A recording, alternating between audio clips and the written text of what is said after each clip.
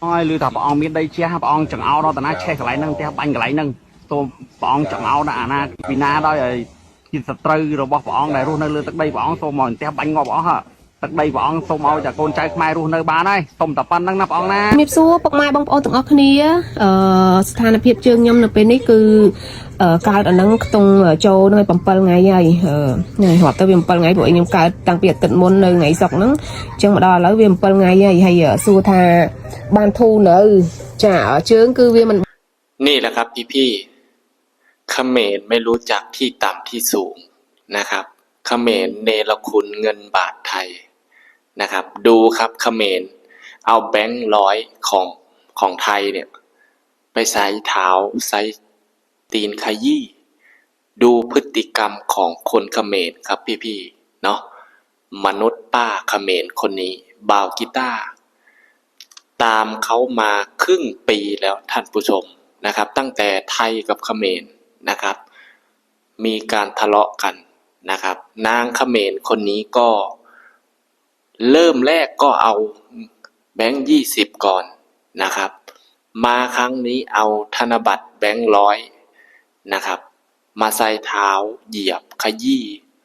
นะครับเนาะดูพฤติกรรมของคนเขมรที่เนรคุณนะครับทั้งที่เงินไทยนะครับเลี้ยงชีวิตคนเขมรมาทั้งประเทศนะครับแต่มาทำพฤติกรรมแบบนี้เนาะบ่าวกีตาร์ได้ตามชีวิตประจำวันของมนุษย์ป้าเขมรคนนี้นะครับว่าสักวันหนึ่งเขาจะได้รับผลกรรมที่เขาก่อเนาะท่านผู้ชมบ่าวกีตาร์ได้ไปตามดูทุกคลิปทุกการกระทำของเขานะครับล่าสุดนี้ถึงเวลาชดใช้กรรมแล้วครับท่านผู้ชมเนาะ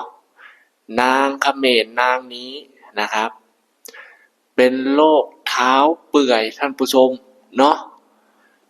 เท้าที่นางเหยียบเงินบาทไทยนะครับนะเปื่อยผุพองนะครับนะเป็นตุ่มเป็นแผลนะครับเหมือนกับนางเขมรคนก่อนหน้านี้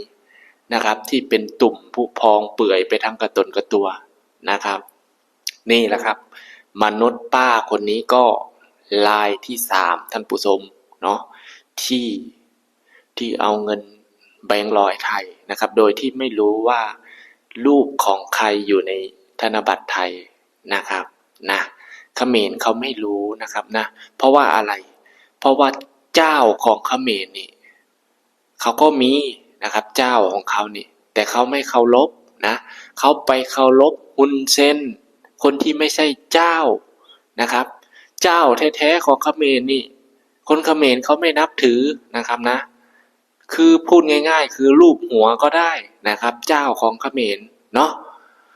อันนี้เขาไปนับถือฮุนเซนนะครับเขาก็เลยไม่รู้สึกว่าประเทศของเขาไม่มีพ่อหลวงเหมือนกับคนไทยนะครับนะสุดท้ายกรรมก็ต้องตามสนองยายมนุษย์ป้าเขมรนางนี้นะครับนี่แหละครับทำอะไรไม่รู้จักที่ต่ำที่สูงนะครับนะสุดท้ายกรรมตามสนองเท้าเปื่อยเป็นตุ่มผุพองเนาะท่านผู้ชมงานนี้เวรกรรมกินเท้านะครับท่านผู้ชมน่าจะลามไปทั่วแข้งทั่วขาแล้วนะบ่าวกีตาร์บอกเลยว่าต้องมาขอขมานะครับนะต้องมาขอขมากับคนไทยนะครับถ้าอยากหายนะครับนะถ้าอยากหายต้องมาขอขมากับคนไทยเนาะนี่แหละครับบ่าวกีตาร์อยากจะให้คนทั่วโลกได้เห็นพฤติกรรมของคนเขมรต่ำตมนะครับทั้งที่เงินเนี่ยเลี้ยงชีวิตคนเขมรทั้งประเทศสินค้าทุกอย่างนี่คนเขมรกินมาตั้งแต่เด็กจนโตจนเฒ่าจนแก่จนตุ๋ยไปหลายศตวรรษแล้วนะครับแต่มาทำพฤติกรรมแบบนี้ต่อให้เขมรเนี่ย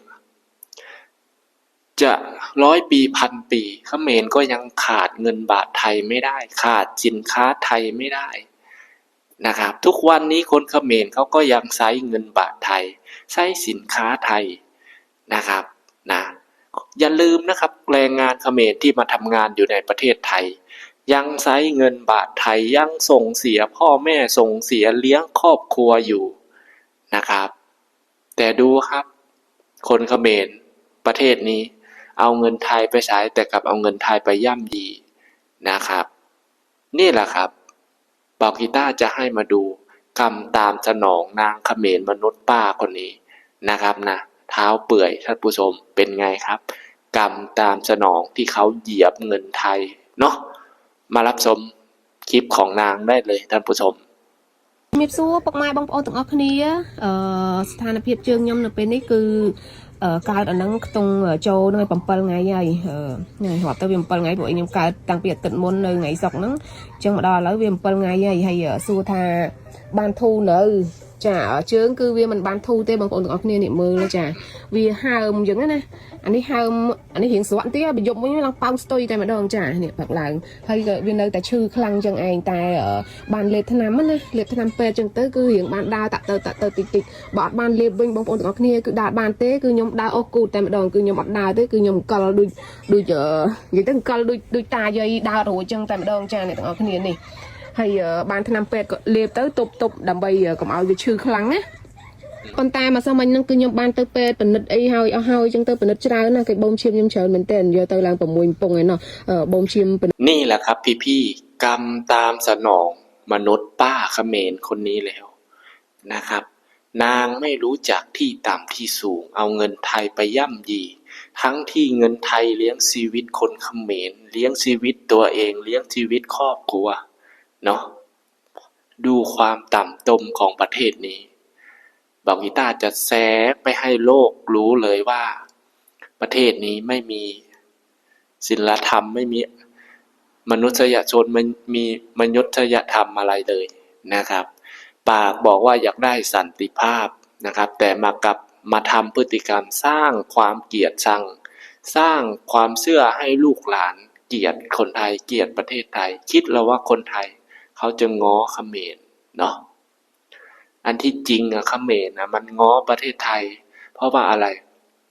แรงงานที่มาทำงานในประเทศไทยนี่ก็ฝากเงินไทยกลับบ้านนะครับฝากข้าวฝากน้ำฝากสินค้ากลับบ้านเป็นไงครับไหนบอกว่าไม่ง้อเงินไทยไหนแบนสินค้าไทยนะ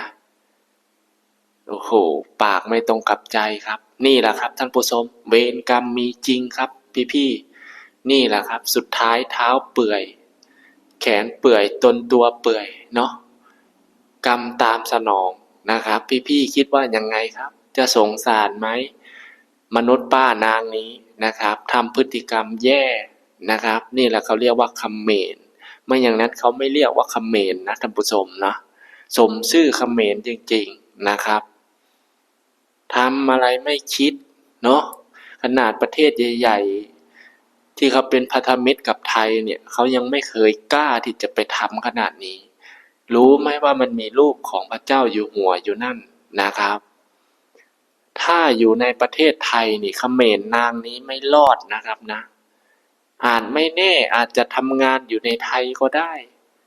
อาจจะอยู่ในหมู่บ้านแถวหนองจานก็ได้ท่านผู้ชมเนาะนางนี้นะครับพฤติกรรมแย่มากบอกกีต้าบอกเลยว่ารอดูตอนต่อไปท่านผู้ชมตอนนี้กำลังป่วยหนักนะครับเท้าเปื่อยนะครับทุกอย่างที่นางเหยียบใช้เท้าเหยียบเงินไทยมันก็ต้องตอบสนองกับเท้าของนางนี่แหละครับเขาเรียกว่าไม่รู้จักที่ต่ำที่สูงลบหลู่เบื้องสูงนะครับนะ